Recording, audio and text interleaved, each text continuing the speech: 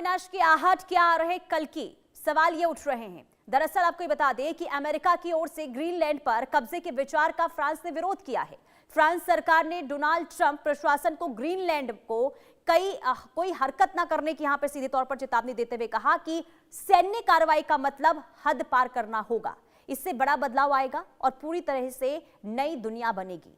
France की ओर से यह बयान ऐसे समय में आया है जब ट्रंप प्रशासन ग्रीनलैंड पर कब्जे की बात कर रहा है। अमेरिका ने ग्रीनलैंड पर कब्जे के लिए सैन्य कार्रवाई की धमकी दी है।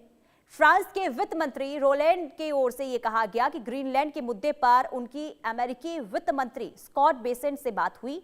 उन्होंने बेसेंट से साफ कहा है कि ग्रीनलैंड पर कब्जे के प्रयास का उनका देश विरोध करता है। यह अमेरिका और यूरोपीय संघ के बीच आर्थिक संबंधों को खतरे में डाल देगा। इसके अलावा लेस्क्योर ने कहा ग्रीनलैंड एक संप्रभु देश का एक हिस्सा है जो ईयू में आता है और इसके साथ छेड़छाड़ नहीं की जानी चाहिए। एक तरफ ग्रीनलैंड को लेकर अमेरिका और फ्रांस आमने सामने आ गए हैं, तो वहीं दूसरी ओर ईरान में पिछले कई दिनों से बवाल मचा हुआ है। उधर रूस और यूक्रेन के बीच लंबे वक्त से जंग जारी है। पाकिस्तान और अफगानिस्तान के बीच भी तनाव हुआ है। तो क्या दुनिया में महाविनाश की आहट सुनाई देने लगी है? क्योंकि दुनिया कई देश या फिर तो आपस में युद्ध लड़ रहे हैं या फिर तनाव बना हुआ है। अपने खास मेहमानों के साथ आज इसी मुद्दे पर हम चर्चा भी करेंगे, लेकिन उससे पहले आपको ये 4 तस्वीरें दिखा रहे हैं। 4 तस्वीरें जो इस वक्त अलग अलग देशों में हालात को बता रही है। दरअसल ग्रीनलैंड को लेकर इस वक्त अमेरिका और फ्रांस आमने सामने आ गए हैं। इसके अलावा ईरान में भारी बवाल देखने को मिल रहा है और आज 22वां दिन है विरोध प्रदर्शन का। इसके अलावा रूस और यूक्रेन युद्ध जो बीते 4.5 साल से चले आ रहे हैं, आखिर इस युद्ध का अंजाम क्या होगा, विराम क्या लग पाएगा या फिर ऐसे ही वहां से विध्वंसक तस्वीरें सामने आएगी, यह अभी भी सवाल बना हुआ है। और आपको चौथी तस्वीर दिखा रहे पाकिस्तान और अफगानिस्तान के बीच बढ़ते तनाव की। लगातार पाकिस्तान और अफगानिस्तान के बीच तनाव बना हुआ है। हालात लगातार खराब होते हुए नजर आ रहे हैं और स्थिति बहुत ज्यादा बिगड़ती हुई नजर आ रही है। इसमें सवाल ये कि क्या ये महाविनाश की आहट है, क्या कल की आ रहे हैं? इन तमाम मुद्दों को लेकर हम चर्चा भी करेंगे, समझने की कोशिश भी करेंगे कि आखिर अलग अलग देश के हिस्सों में जो इस वक्त स्थिति बनी हुई है, आखिर ये आने वाले दिनों के लिए कैसी आहट है, आखिर ये क्या बता रहा है। क्योंकि ग्रीनलैंड को लेकर रूस और यूक्रेन युद्ध के बीच में ईरान में जो स्थिति बनी हुई है और पाकिस्तान अफगानिस्तान में जो हालात हैं, वो आखिर क्या वर्ल्ड ऑर्डर को बदल सकता है?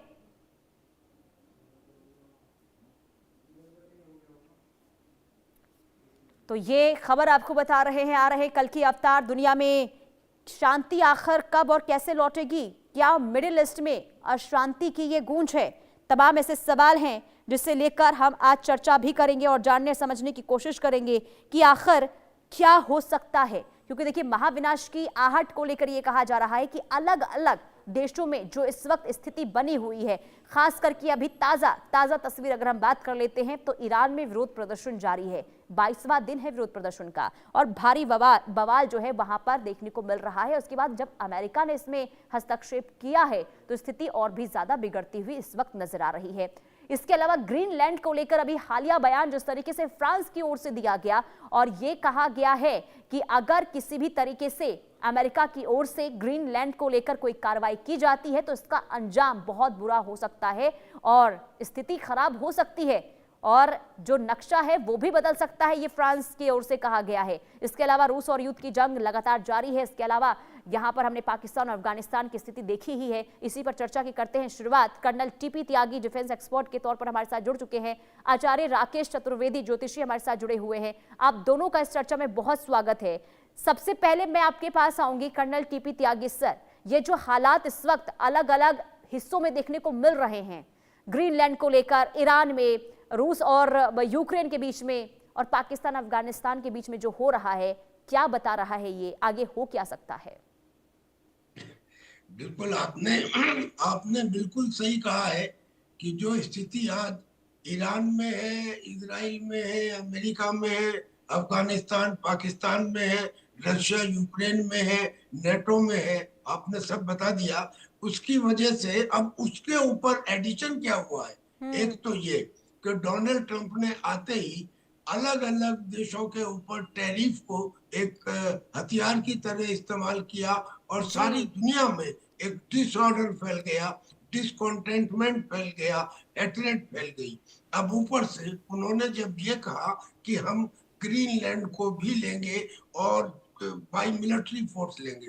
अब समझिए, आज हम्म। से 15-20 साल पहले ग्रीनलैंड इंपॉर्टेंट तो था, पर इतना इंपॉर्टेंट नहीं था।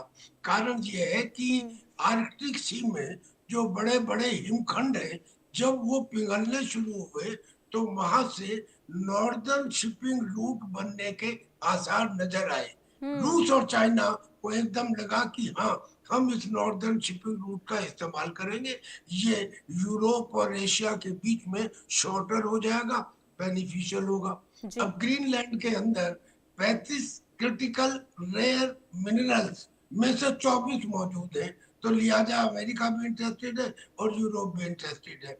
अब अगर ये अटैक करते हैं और इसको लेते हैं तो नेटो ने कहा कि हम नहीं करेंगे आपकी बात को स्वीकार। इसका मतलब क्या हुआ कि नेटो टूट जाएगा। अगर हम्म। नेटो टूट जाएगा तो फिर क्या होगा, रशिया यूरोपियन कंट्रीज के ऊपर अटैक करेगा। इतना ही हम्म। नहीं, चाइना और रशिया के चूंकि इंटरेस्ट इस शिपिंग रूट में है, और रशिया ने तो पहले से अपने आइस ब्रेकर्स, अपनी न्यूक्लियर सबमरीन, अपनी मिसाइल बॉम्बर्स ये सब तैनात किए हुए हैं, और चाइना ने भी अपने जो रिसर्च वेजल्स हैं उनको यहाँ पे डिप्लॉय किया हुआ है।